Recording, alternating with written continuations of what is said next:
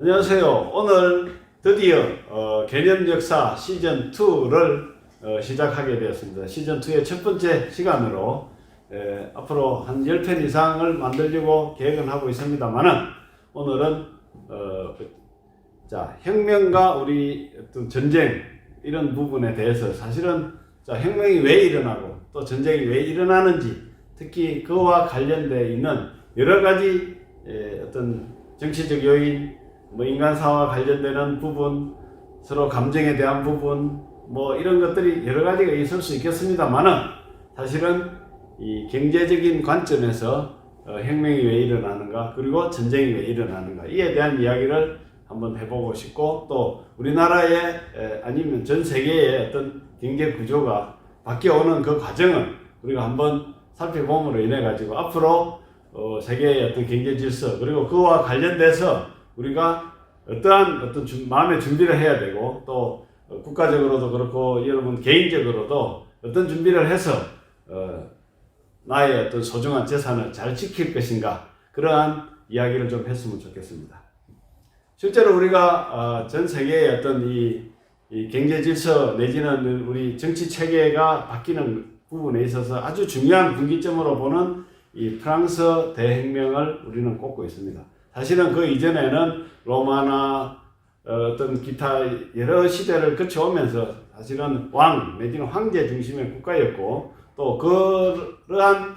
시스템을 통해 가지고 자기들의 삶을 영위하고 그 속에서 어찌 보면은 다들 희망과 꿈을 키워왔었는데, 결국 그것이 어떤 한계에 부딪혀 가지고 나중에 많은 사람들의 어떤 이 협조를 구해서 결국은 이 프랑스 대혁명이 일어나게 되었던 것입니다. 다만 프랑스 대혁명이 일어나기 전에 우리가 하나 꼭 이야기해보고 싶은 이야기가 있는데, 그것이 누구를 통해서 한번 이야기를 해보고 싶냐 하면 존 로라고 하는 사람에 대한 이야기를 하고자 합니다. 존 로는 사실은 스코틀랜드 태생이고 태어나서 은행가의 집안에서 자라다가 또 젊어서는 도박도 하고 여러 가지 비행도 저지르고 해가지고 굉장히 힘들게 지내다가, 또 머리는 비상했던 모양이에요. 그렇게 지내다가 결국 자기가 이 소위 말하는 이 어떤 은행 시스템에 대해 가지고 어떤 확신을 갖고 자기가 사실은 제안을 해서 결국은 이 프랑스의 소위 말하는 은행장이 됩니다. 물론 그 당시에 이제 루이 14세, 15세를 거쳐오면서 프랑스는 막대한 소위 말하는 국채에 대한 부담 내지는 소위 말하는 빚을 지게 됐고, 그 빚을 갚느라고 굉장히 힘든 상황이었어요. 결국 이 빚을 갚아내고 프랑스를 경제위기에서 구하겠다라고 하는 어떤 제안서를 스스로 만들어 가지고 결국은 이 사람이 프랑스 은행장이 되는데, 어떤 식으로 일을 사실은 기획하고 모사를 했느냐 하면, 결국 프랑스 내에서의 어떤 이 일들을 만들어내기는 굉장히 힘들었는데, 자기가 은행을 만들고 이 돈을 프랑스에서 뭔가 사업을 할 수 있는 돈을 끌어내고 이렇게 하는 부분이 힘들었기 때문에 오히려 외국이라든지 아니면은 사실은 프랑스인들 속에서도 내지는 그 장롱에 있던 많은 돈들을 끌어내 왔어야 됐는데, 그것을 하는 수단으로 미국 루이지애나 주에 있던 프랑스가 아메리카 쪽에 자기들이 식민지로 갖고 있던 사실은 프랑스령이 있었는데, 거기를 개발하고 발전시킨다고 해서 사실은 주식회사 미시시피라고 하는 주식회사를 만들게 됩니다. 그리고 그와 관련돼서 수많은 아주 장밋빛 비전의 여러 가지 사업 계획서를 발표를 합니다. 그리고 거기에 사실은 이제 소위 말하는 프랑스 왕실하고 이게 짜고 치는 고스톱이었는데 굉장히 많은 어떤 협조가 마치 되는 것처럼 해서 발표가 돼 가지고, 사실은 처음에는 조금 돈이 들어오다가 소위 말하는 많은 돈이 몰리게 됐고, 또 그 몰리는 돈이 몰리니까 사실은 미시시피 주식회사의 주가가 엄청나게 올라가게 되고, 또 이 미시시피 주식회사 이 하나만으로 이걸 또 조달하는데 또 한계가 있다 보니까 미시시피 주식회사 2, 미시시피 주식회사 3, 자회사, 모회사,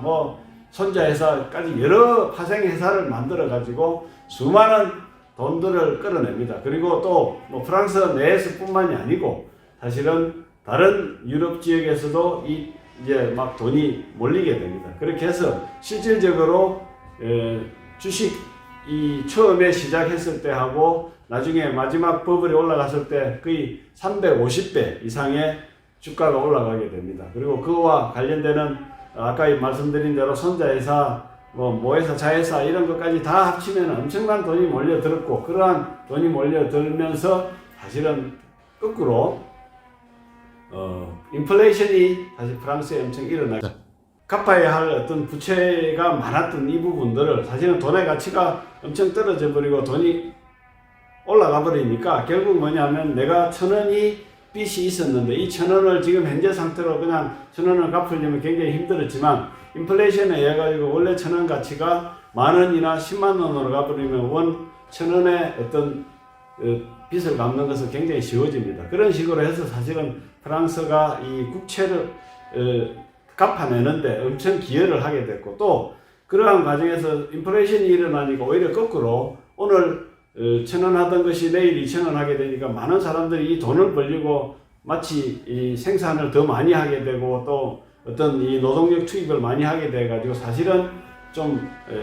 단기적으로는 결국 프랑스 경제가 살아나는 그런 효과를 가져오게 됩니다. 그러한 과정을 통해서 사실은 존 노는 엄청난 어찌 보면은 그 프랑스에 기여를 하는 것처럼 보였지만 실질적으로 미시시피 주식회사가 생산해내거나 가치를 창조하는 부분이 없었기 때문에 결국은 나중에 대폭락을 하게 되고 실제 전체 올랐던 주가의 거의 97%, 98%가 폭락해서 사실은 거의 쓰레기로 바뀌고 결국 그 회사는 망하게 되고 존 노는 쫓겨나서 결국 말년을 아주 비참하게 살아가게 됩니다. 이러한 과정을 통해 가지고 사실 프랑스는 변변한 엄청난 어찌 보면은 그 주식을 통해서 돈을 끌어모았지만은 수많은 어떤 피해자를 양산해서 결국은 변변한 세계적인 금융회사 하나 없는 상태가 되었고, 그것은 지금까지도 그런 어떤 영향하에 있습니다. 사실은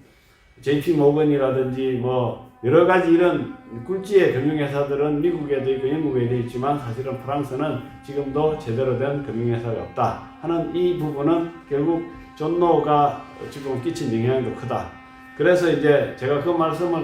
이 말씀을 드린 이유는 결국은 존 노의 영향에 의해 가지고 프랑스의 수많은 사람들이 또 가난해져 버립니다. 그리고 그 어떤 결과로서 더 민생은 도탄에 빠졌고, 그 도탄에 빠진 이 민생의 결과로 사실은 수많은 이제 프랑스 시민들이 분노하게 됐고, 결국 그 분노한 시민들이 먹고 살기가 힘드니까 결국은 이 시민혁명의 길로 나가는데 사실 동참을 하게 됐고, 결국은 시민혁명이 프랑스 대혁명이 성공을 하여 어찌 보면 이제 정치 체제와 이 시스템이 바뀌어 버립니다. 물론 여기에는 주동 세력과 반동 세력이 있어가지고 오히려 그 이후에도 프랑스 혁명이 일어났지만 기타 다른 나라들 영국, 스코틀랜드, 뭐 독일 이런 쪽에서는 계속 왕정을 고집하고 유지해서 사실은 이 시민혁명의 기운이 유럽에 퍼져나가지 못하도록 단막을 해온 그런 과정이 있습니다. 그럼에도 불구하고 도도한 어떤 역사의 흐름은 끊지 못하여 결국은 프랑스 대혁명이 일어났다. 이 말씀을 드립니다. 왜 제가 이 말씀을 드렸냐 하면 결국은 혁명이나 어떤 여러 가지 사회 대변혁기에는 사실은 굉장한 어떤 경제적 부와 어려움 이런 것이 교차하는 어떤 과정을 겪게 된다 하는 말씀을 드립니다. 그와 아울러서 그러면 이제 이 현대 경제에 와서 이제 살펴보자면 그렇게 하여 실질적으로 이제 많은 미국의 어떤 재정 적자를 메꾸고 그 다음에 국제수지 적자를 메꿀 수 있다라고 판단을 했는지는 모르지만 전 세계인들에게는 사실은 막대한 어찌 보면 실망을 안겨줬었어요. 첫 번째 어찌 보면 미국 주도하의 경제에서의 전 세계인들이 실망을 하게 됩니다. 그럼에도 불구하고 솔직히 다른 대안이 없어가지고 그냥 그러면은 브레튼 우드 체제가 붕괴되고 닉슨 쇼크에 의해서 그냥 근본이제는 없어지고 달러 그냥 위주의 어떤 체계가 사실은 성립됩니다. 그렇게 해서 또 한 번 더 이제 미국 국민들에게 안심을 줘서 그런지 몰라도 역시나 또다시 미국 달러와의 어떤 가치는 안정을 유지하고 또 미국 어떤 이 달러와의 가치가 이렇게 떨어지질 않습니다. 그렇게 안 떨어지다 보니까 이제 여전히 결국은 브레튼 우드 체제와 닉슨 쇼크에 의해 가지고 또 이게 해결되지 못했던 그 문제가 여전히 해결되지 않고 남아 있다 보니까 이제 강제적으로 또 이거를 해결을 시도를 합니다. 그것이 있었던 것이 뭐냐 하면 프라자 합의라는 거예요. 자, 뉴욕에 있는 프라자 호텔에 다시 세계 강대국 국가들의 어떤 은행장들이 모입니다. 그렇게 모여가지고 거꾸로 이제 미국의 돈의 가치는 거꾸로 떨어뜨리고 일본과 독일과 영국의 돈의 가치는 강제로 올립니다. 그렇게 해서 그것이 실제로 처음에는 한 20% 정도 수준으로 떨어뜨리고 올리고 했지만 한 1년 지난 다음에는 거의 더블 수준으로 미국의 돈의 가치는 절반으로 떨어뜨리고 일본 돈의 가치는 절반으로 올립니다. 자, 그렇게 돈의 가치를 올려놓으면 어떤 소위 말하는 결과가 발생하느냐 하면 미국으로 수출하거나 이런 수출 기업에서는 옛날에는 자기가 수출해서 1,000원 받던 것을 결국은 500원 밖에 받지 못하는 그런 결과를 초래하게 됩니다. 그렇게 함으로 인해 가지고 사실은 미국의 경제는 또다시 안정이 되지만 그러나 일본이나 영국이나 다른 어떤 국가들은 굉장한 어찌 보면 손실을 보게 됩니다. 실제로 그럼에도 불구하고 그 손실을 감수할 수밖에 없었던 것이 결국은 이 플라자 합의에 의해서 일어났었다. 결국은 이제 그 플라자 합의에 의해서 일어나는 과정을 통해서 또 한 번 더 사실은 전 세계 이 소위 말하는 경제 참여자들은 한 번 더 또 실망을 하게 됩니다. 야, 이렇게 어떤 이 경제 시스템을 믿고 우리가 돈을 관리하고 부를 축적을 했는데 그 가치라는 것이 이렇게 인위적인 어떤 조작에 의해 가지고 이렇게 떨어져 버리는구나 하는 것을 경험하면서 또 한 번 더 실망을 하게 됩니다. 자, 그런데 그렇게 해서 또 어쩔 수 없이 경제가 유지가 되어 오다가 그러면 이제 실질적으로 어떤 미국의 경제는 나름대로 안정을 되찾았습니다. 안정을 되찾았는데 결국 그렇게 되면 이제 너무나 이제 막 미국은 또 돈이 많이 풀리게 되고 경제가 어느 정도 활성화되기 시작하니까 사실은 이제 뭔가 미국 시장에 풀린 돈들을 은행이 다시 걷어들이고 해서 금리를 올려야 되는데 그 부분을 장기간에 사실은 올리지 않은 또 이 결과를 초래하게 되는데 그 장본인이 누구냐 하면 여러분도 잘 알고 있는 그린스펀입니다. 미국 FRB의 의장을 맡았던 이 그린스펀이라는 분이 이 사실은 그 금리 인상이나 이런 것들을 통해서 미국의 어떤 시장에 풀린 확대한 돈들을 사실 끌어들여야 되는데 계속 금리를 내리고 어찌 보면 거의 제로금리 수준을 유지하도록 이 부분을 끌고 가다 보니까 미국의 경제 참여자들은 이제 미국의 돈도 안정적으로 돼 있고 그 다음에 미국의 금리도 낮고 이러니까 말 그대로 이제 미국의 달러를 가지고 엄청난 돈을 이제 빌려서 소위 말하는 이제 자산 가치의 버블을 유도합니다. 그 대표적인 게 이제 미국 토지에 대한 이제 버블이 일어나기 시작하는 거죠. 그래서 땅값이 오르기 시작하고 땅값이 오르니까 은행에서 또 돈을 빌리고 또 땅을 사고 그렇게 해가지고 실질적으로 땅값이나 여러 가지 이제 어떤 미국의 실물 자산 가치를 엄청 올립니다. 근데 거기에서 그 올리는 것만으로 끝나는 것이 아니고 그와 관련되는 파생 상품이 이제 개발이 되기 시작합니다. 여러분 잘 아실지 모르겠지만 파생 상품은 어떤 기준 상품이 있고 금이 있거나 아니면 석유가 있거나 어떤 토지가 있으면 그 토지를 기반으로 해서 어떤 제도화된 균형을 어떤 맞춰놓고 그와 관련해서 소위 말하는 또 다른 어떤 상품을 만들어내는 것입니다. 그걸 계량화를 시켜놓고 그래서 실제 실물 가치는 만원짜리를 놓고 또 소위 말하는 마치 게임하듯이 5만원짜리 내지는 10만원짜리 어떤 상품을 만들어냅니다. 그러면 그 상품을 놓고 또 수많은 돈이 또 몰려들기 시작합니다. 그렇게 해서 실제 제1, 제2, 제3, 제4 이런 파생 상품이 만들어지면서 실제 땅의 가치는 만원짜리를 놓고 심지어는 100만원짜리까지 이 상품이 만들어지기 시작합니다. 그렇게 결국 만들어져 가지고 미국의 어떤 경제가 굉장히 어찌 보면 거품과 어떤 이 돈의 풍요 속에서 이제 굉장히 소위 말하는 과대평가되기 시작했죠. 그렇게 하다가 결국은 이제 너무 지나치게 이제 부동산 가격이나 주택 가격이 높아지다 보니 이제 그것이 거품이 꺼지면서 10,000원 하던 것이 예를 들어서 5,000원으로 떨어지고 5,000원 하던 것이 3,000원으로 떨어지니까 실제로 100만원까지 부풀었던 이 자산 가치가 거의 뭐 30만원, 20만원으로 떨어지니까 나머지 그 날라가야 됐던 80만원이라고 하는 이 엄청난 이 이제 버블이 꺼지면서 결국은 이제 무슨 일이 벌어지느냐 하면 미국의 소위 말하는 모기지 회사들이 날아가기 시작합니다. 미국의 대표적인 모기지 회사 페니메이하고 프레디맥이 날아가고 그 전에 여러한 데에 투자했던 HSBC나 AIG, 미국 보험사 켄, 그 다음에 미국의 제조회사 GM 이런 회사들이 이제 거의 이제 사실은 마시가기 시작합니다. 그렇게 해서 마시가서 사실은 미국 경제가 완전히 거들날 지경에 처하게 되는데 그러면 우리나라는 실제로 IMF를 경험하면서 뼈를 깎는 자구 노력에 의해 가지고 땅도 팔고 회사도 팔고 금도 팔고 뭐 심지어는 구조조정도 하고 해서 겨우겨우 살아났습니다만은 미국은 그러한 과정을 겪지 않고 거꾸로 여러분도 잘 기억하다시피 이 아까 이야기한 대로 100만원짜리가 30만원으로 줄어들었던 나머지 이런 부분들을 미국에 어찌 보면 발권력을 동원해서 돈을 무지막지하게 찍어내버립니다. 그래서 실제로 부도가 나야 될 회사나 금융회사들을 사실은 부도가 나지 않게 막았고, 물론 그 중에서 리먼 브라더스라는 회사가 결국 파산이 돼가지고 엄청난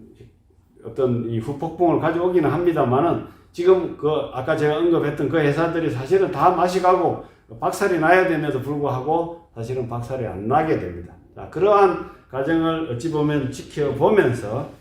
많은 또 세계인들은 또다시 한 번 더 미국의 어떤 주도의 달러 주도의 어떤 경제에 대한 사실은 불안감을 감추지 못하였습니다. 그래서 사실은 이제 막 등장하기 시작했던 부분이 뭐냐면 전 세계의 어떤 기술, 컴퓨터 기술을 바탕으로 내지는 블록체인 기술을 바탕으로 해서 기존에 언급되어 있던 비트코인이라고 하는 이 어떤 이게 소위 말하는 블록체인 기술의 가장 간단한 원리는 모든 장부나 내용을 중앙은행이나 중앙에서 집중적으로 관리하는 것이 아니고 이 실질적인 내용을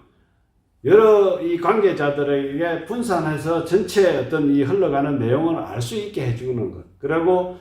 총 발행량이나 총액에 대해서는 정확하게 서로가 다 공유해서 알고 있는. 자, 아까 이야기했던 대로 우리가 브레튼 우즈 시스템에서도 그렇고 닉슨 독트린을 하는 과정에서도 그렇고 그 다음에 그린스펀이 계속 예를 들어서 초저금리로 해서 뭐 혜택을 줘버리고 또 프라자 합의를 가지고 강제적으로 자기네 돈의 가치는 떨어뜨리고 외국 돈의 가치는 올리고 뭐 이런 과정, 이런 또 서브프라임 모기지 사태를 경험하면서도 실제로 미국의 돈의 가치를 떨어져야 됨에도 불구하고 떨어뜨리지 않고 막대한 돈을 찍어서 또 미국의 경제 질서를 유지하는 이런 과정을 보면서 사람들은 이렇게 해서는 이 소위 말하는 전 세계적인 부의 관리에 문제가 있다 이렇게 판단해 가지고 그러면 이것을 전체적인 이 부의 흐름을 우리가 알고 있고 이 총량을 전체가 이 시스템을 데이터베이스를 이렇게 분산해서 관리하게 되면 누구 하나가 장난을 칠 수 없겠구나 하는 여기에 의해 가지고 사실은 이 비트코인이 탄생하게 됐고 그 비트코인이 실제로 사람들에게 각광을 받지 못하다가 결론적으로 이제 서브프라임 사태를 겪으면서 그리고 아까 제가 이야기했던 대로 브레튼 우즈 시스템, 닉슨 독트린, 그 다음에 닉슨 쇼크, 그 다음에 그린스펀의 어떤 역설, 그 다음에 프라자 합의, 그 다음에 이런 것들을 그리고 서브프라임 사태 이런 것들을 겪고 오면서 이제 말 그대로 아까 이야기한 분산 원장 그리고 실질적인 내용을 투명하고 공정하게 관리할 수 있는 이러한 금융 시스템이 필요하다 해서 사실은 비트코인 가격이 폭등을 하기 시작했습니다. 그래서 실제로 앞으로 우리 코인의 미래가 어떻게 될지는 모르지만 실질적으로 코인의 가치가 상승한 데에는 그러한 사람들의 어떤 근본적인 믿음에 대한 불신 그리고 그 불신을 해결할 수 있다라고 하는 어찌 보면 교환 가치로서의 어떤 수단으로서의 어떤 이 코인 이런 부분에 대한 믿음이 주어졌기 때문에 거기에 대한 많은 사람들의 투자가 이루어졌고 그 다음에 많은 사람들이 사게 되면서 이 가치가 올라가게 됐다 하는 이 말씀을 드리는 것입니다. 그리고 앞으로도 어떤 식으로든지 지금까지는 수많은 비판론자들이 이야기합니다. 뭐 비트코인이 예를 들어서 뭐 수익을 창출하는 것도 아니고 결국은 이것이 나중에 가치가 붕괴될 것이다 라고 말하는 사람들도 있지만 저는 그렇게 보지는 않습니다. 왜 그러냐 하면 실질적으로 인류가 만들어낸 가치를 저장하고 관리하고 하는 데 있어서 투명성을 제고할 수 있는 하나의 수단이라고 하는 측면에서는 비트코인이 됐든 이더리움이 됐든 지금 현재 소위 말하는 전자화폐, 가상화폐의 어떤 이 시장이 실질적으로 기존의 경제 구조에서 해내지 못했던 부분들을 실제로 하고 있고 또 앞으로 그렇게 할 수 있다 하는 믿음의 값을 줬다는 측면에서는 지금 현재 우리가 가격 상승으로 보여지고 있는 이 현상은 계속될 것이다 라고 저는 생각하고 있습니다. 자, 어쨌거나 이렇듯 제가 오늘 말씀드린 것 중에서는 이렇게 급격한 어떤 상황 변동들을 통해서 사실은 수많은 어찌 보면 전 세계인들이 혁명도 일어나고 전쟁도 일어나고 또 굉장히 아픔도 겪고 또 실질적인 자기의 부의 가치가 반으로 줄어들고 또 반으로 줄어들고 뭐 이런 과정들을 겪었으면서도 우리가 그래도 이렇게 앞으로 이 경제 시스템을 계속 유지하고 살아가는 이유는 이러한 새로운 어떤 제도와 시스템에 의해 가지고 또 믿음을 배반하는 이런 일은 발생하지 않을 것이다 라고 하는 측면에서 사람들이 계속 그래도 믿고 의지하고 이 경제 시스템을 따르고 있다 하는 이 말씀을 드립니다. 자, 그런 측면에서 사실은 우리 대한민국의 국가 경제를 만약에 지도하고 관리하는 측면에서 본다면 실제로 우리나라도 우리나라의 어떤 자산 가치를 어떤 식으로 관리해야 될 것인가 하는 것에 대한 깊은 고민이 있어야 될 줄로 압니다. 그 중에서 대표적인 것 한마디만 제가 오늘 제안을 드리자면 실제로 우리나라 외환보유고가 지금 거의 4,500억 불을 넘어서고 있습니다. 그런데 그 중에서 그러나 우리나라의 지금 금 보유량은 104.4톤 정도 됩니다. 실제로 전 세계 나라들은 우리나라 지금 경제 규모는 전 세계 10인데 금 보유 규모를 보면은 거의 굉장히 지금 떨어져 있습니다. 그리고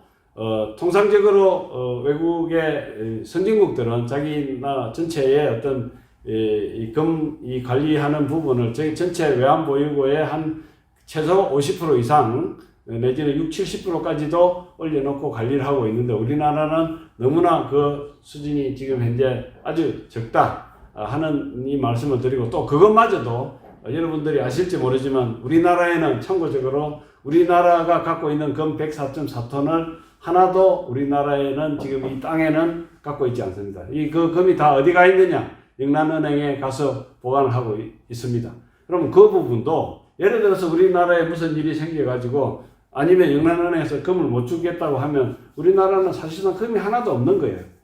왜 이렇게 금 관리를 하고 있는지 그 부분에 대해서는 사실은 근본적으로 우리가 문제 제기를 해야 되고 또 그 부분에 대해서 또 금 보유량 문제에 대해서도 사실은 조금 더 우리가 깊은 고민을 해야 되지 않을까 하는 이 말씀을 드리면서 정책 당국자들이나 국민 여러분들께서도 여기에 관심을 많이 가져주시기를 부탁드리면서 오늘 이야기를 끝내도록 하겠습니다. 감사합니다.